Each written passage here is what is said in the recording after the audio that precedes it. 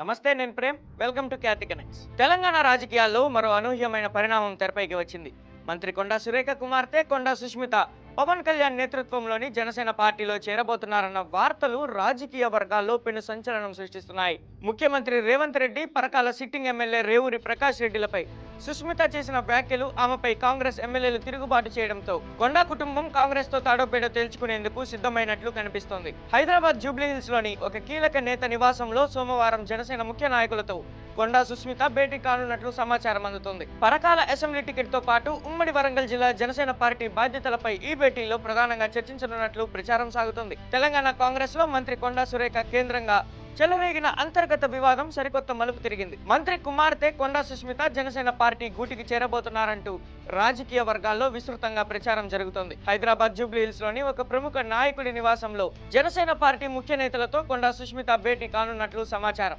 పార్టీలో చేరిక, ముందస్తు షరతులు మరియు భవిష్యత్ కార్యాచరణపై ఈ సమావేశంలో చర్చలు జరగనున్నట్లు తెలుస్తోంది. ఈ భేటీలో ప్రధానంగా పరకాల అసెంబ్లీ నియోజకవర్గ టికెట్ తో పాటు ఉమ్మడి వరంగల్ జిల్లా జనసేన పార్టీ అధ్యక్ష బాధ్యతలను అప్పగించే అంశంపై చర్చించే అవకాశం ఉంది. పార్టీలో చేరితే జిల్లాల్లో పూర్తి స్వేచ్ఛ, నాయకత్వ బాధ్యతలు ఇవ్వాలని కొండా క్యాంపు కోరుతున్నట్లు సమాచారం. పరకాల కాంగ్రెస్ అభ్యర్థిగా సిట్టింగ్ ఎమ్మెల్యే రేవూరి ప్రకాష్ రెడ్డినే కొనసాగిస్తామని సీఎం ప్రకటించడంతో కొండా వర్గం బగ్గుమంది. కాంగ్రెస్ టికెట్ ఇవ్వకపోతే స్వతంత్ర అభ్యర్థిగానైనా బరిలోకి దిగుతానని సుష్మిత సవాల్ విసరడం వివాదాన్ని మరింత రాజేసింది. ఉమ్మడి వరంగల్ జిల్లాలో కాపు సామాజిక వర్గంతో పాటు పద్మశాలి, ఇతర బీసీ వర్గాల ఓటర్లు అత్యంత కీలకంగా ఉన్నారు. పవన్ కళ్యాణ్ నేతృత్వంలోని జనసేనతో చేతులు కలిపితే ఈ సామాజిక సమీకరణాలు తమకు రాజకీయంగా ఎంతో కలిసి వస్తాయని కొండా వర్గం భావిస్తోంది. ఇటీవల పవన్ కళ్యాణ్ వరంగల్ పర్యటనకు వచ్చినప్పుడు యువత, అభిమానుల నుంచి లభించిన అపూర్వ స్పందన కొండా సుష్మితను తీవ్రంగా ఆలోచింపజేసింది. బలమైన అభిమానగణం ఉన్న జనసేన పార్టీ వేదికగా బరిలోకి దిగితే గెలుపు అవకాశాలు మెరుగవుతాయని అంచనా వేస్తున్నారు.